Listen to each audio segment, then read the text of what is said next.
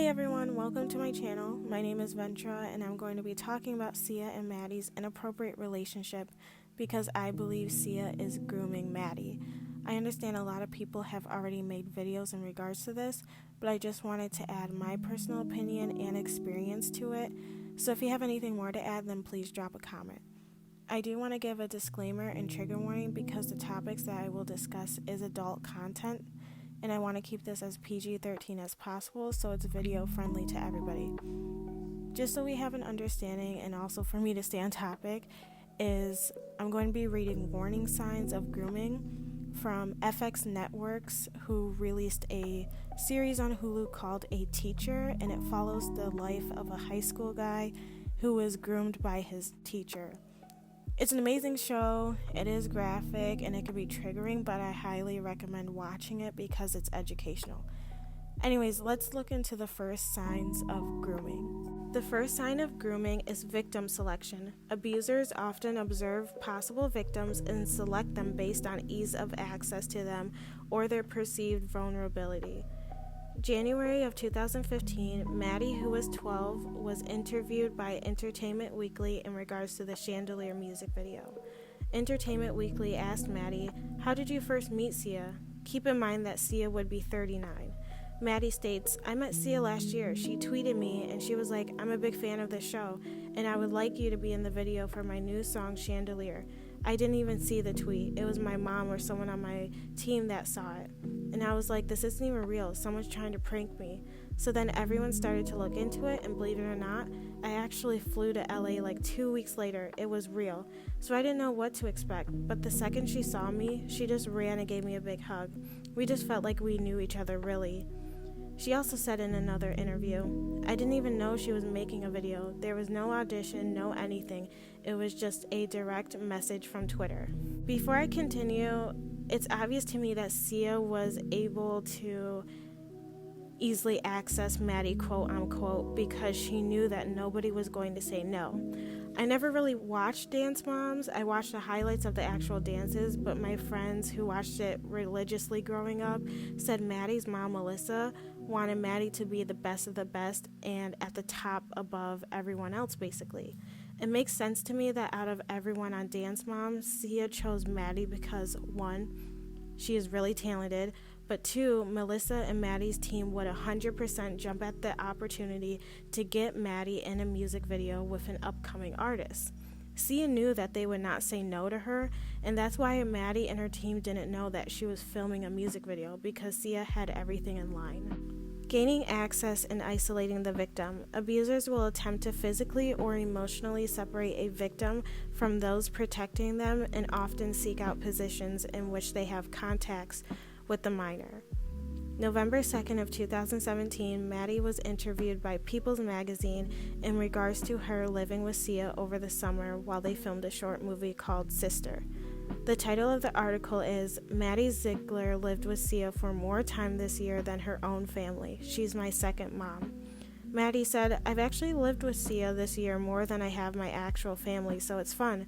We have the best time together. She teaches me how to cook and new things about life." I understand that Maddie and Sia were shooting a film over the summer, but that's no excuse for Maddie, who is 15, to live with Sia, who was 41 at the time. Now we're going to jump ahead to January 30th, 2021. And according to Perth Now, which is an Australian celebrity news website, Sia was interviewed by SiriusXM Women in Music and revealed that she pays for Maddie's security 24 hours a day, 7 days a week, because she feels responsible for Maddie's fame. That's an amazing relationship between director and actress. I just would never ever, she lived a life of stress. Like her childhood was the most stressful childhood any child should ever have to live. When I met her when she was 11, I felt compelled to rescue her from that life and to protect her. And yet somehow it's almost like I threw her to the wolves by accident. We didn't think Chandelier was going to be that famous, and we didn't think that but we loved working together so much and it was magic when we did, that she ended up being my full-time muse. But I always said to her, I didn't want to be famous, and I hired you, and I thought I was going to be hiring different people every time for every video. But you got to tell me if you want it to stop, because it stops. Like, I feel responsible for your fame, and it's her fame. She's really famous amongst the little kids, and so like I have pay for her security and everything because she has real threats, you know. Wow. And it's because of me. Sia gained access of Maddie's whereabouts and isolating her by hiring security for her, which is strange to me since Maddie has her own team of agents who should hire the security for Maddie if she feels unsafe. This is an easy way for Sia to keep track of where Maddie is 24/7. Maddie isn't with me right now. Let me see where she is and if she's around anybody else. That's what I feel like Sia was thinking when she did hire the security. And this is almost sounding like #FreeBritney, doesn't it? Trust development and keeping secrets. Abusers attempt to gain trust of a potential victim through gifts, attention, sharing secrets, and other means to make them feel that they have a caring relationship and to train them to keep the relationship secret. October 1st of 2018, both Sia and Maddie posted a picture on Instagram of Maddie posing in front of a brand new Audi, which is worth $32,000. Groomers often give gifts to their victim to gain trust and have an emotional connection. While the victim feels the groomer is being nice, it's actually just another way for the groomer to use it against them if the victim has thoughts of leaving. Same with giving attention. Sia loves to praise Maddie often, likes to call her her mini-me, and brags about being her second mom because of how talented she is. Desensitization to touch and discussion of sexual topics. Abusers will often start to touch a victim in ways that appear harmless, such as hugging, wrestling, and tickling, and later escalate to increasingly more sexual contact, such as massages or showering together. Abusers may also show the victim pornography, I will say, or discuss sexual topics with them to introduce the idea of sexual contact. This part is really triggering, but apparently when Maddie was only 12 years old, Melissa said Maddie slept in the same bed as Sia on more than one occasion, and they would often snuggle. Melissa states, "They're like sisters. I love how they snuggle together." There should be no reason for an adult to want to cuddle with a child. To me, there's nothing innocent about it. An adult and a child should not be cuddling together or having sleepovers. The last sign of grooming is attempt by abusers to make their behavior seem natural to avoid raising suspicion. December of 2017, Bonnie Malcolm, who was a writer of The Guardian, criticized Sia basically exploiting Maddie to be in the spotlight instead of herself.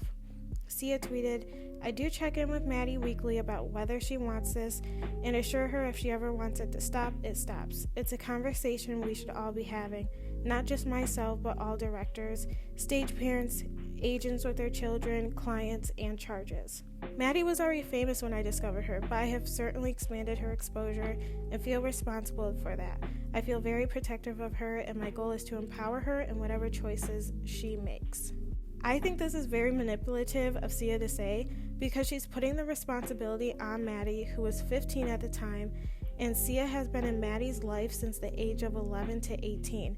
And to say it's Maddie's ultimate decision to basically stop her own career, rebuild it, and then promote herself away from Sia is crazy to me, because Sia knows that she established a mother figure, friend, protector, whatever relationship for 7 years with Maddie, and then force her to publicly make a decision doesn't sit well with me.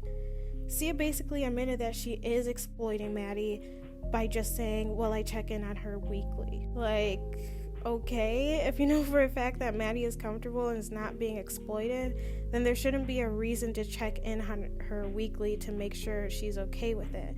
Maddie may act like everything is okay, but with Sia constantly reminding Maddie, "Oh, remember, I'm your second mom," or "Remember, you're my mini-me and we make such a great team," it's extremely manipulative and doesn't leave room for Maddie to have doubts or thoughts of leaving. Surprise for you. Are you ready for this? Doing it? All right, I want a video. You want to check this out. Watch. Oh, hello, Maddie, my pumpkin pie. It's Auntie Sia here.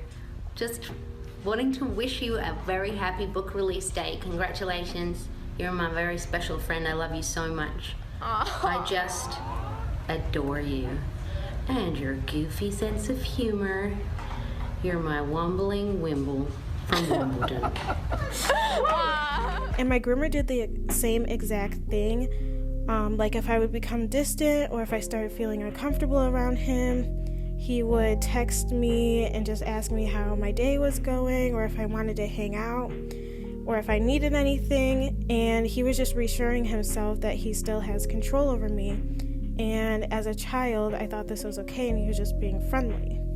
Sia making the comment that it's Maddie's decision is the reason why society and people in general don't take grooming as serious, because groomers paint a picture that both parties are consenting in an innocent manner, and Sia knows that Maddie would not stop the relationship because Sia has provided Maddie with fame, gifts, friendship, and guidance for almost her whole life. Let's say Maddie has thought about ending it with Sia. Not only would it be hard to do in general, but what about the pressures around her?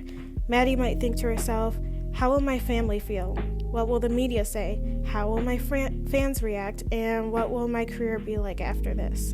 I know for a fact that if Maddie did end it with Sia, Sia would throw a massive fit and make it all about herself, because groomers love being the victim 100%. And they will always paint themselves as a victim, and that's how they stay innocent, because the media will start to feel bad for them. I already see forum discussions and articles talking about how Maddie puts too much trust into adults, but let's not forget that Maddie, who was a child, would look for guidance and compassion from other adults, which is completely normal in the stages of adolescence. Okay, so let's say Maddie did stop the 7-year relationship, and I'm sorry, I hate using that word relationship, but I don't know what else to use other than that, so I'm just going to keep saying the word relationship. But anyways, yeah, so let's say Maddie did stop the relationship and moved on. Sia would 100% jump at every interview opportunity to talk about how sad she is that Maddie is gone, to guilt trip Maddie into coming back. And it's an easy way for her to be the victim, because you know the media would eat it up. The fans, paparazzi, any biased news source would harass Maddie and ask a million questions as to why she would cut ends with Sia, and bring up the fact that Sia has started a new career and identity for Maddie. And that's exactly what a groomer wants, because Maddie will probably think to herself, like I said, oh, Sia has done so much for me, and Sia has bought this for me. And that's what keeps the victim wrapped around the groomer's finger, because the victim will feel bad and almost feel like they're the ones taking advantage of the groomer. It's like when you're in an argument with your parents and the first thing they bring up is, I put a roof over your head and food on the table, or they'll bring up the many things they bought and done for you, which I mean, oh, I'm a child, I have no concept of money, but if my mom and dad are making a big deal, then it must be, and I must be the ungrateful one, or I must be selfish in this situation, which is not the case. That doesn't excuse their inappropriate behavior or excuse for their emotional or physical abuse, or their right to neglect or not listen to what the child is saying because they're in a line of authority. Okay, so going back to what Sia said, Maddie shouldn't have to tell Sia what she wants to do, because Maddie should be able to go to her real mom, Melissa, and her agents to have them cut off every contract and contact with Sia, and not forcing Maddie to publicly cut it off, because that would be extremely damaging to Maddie.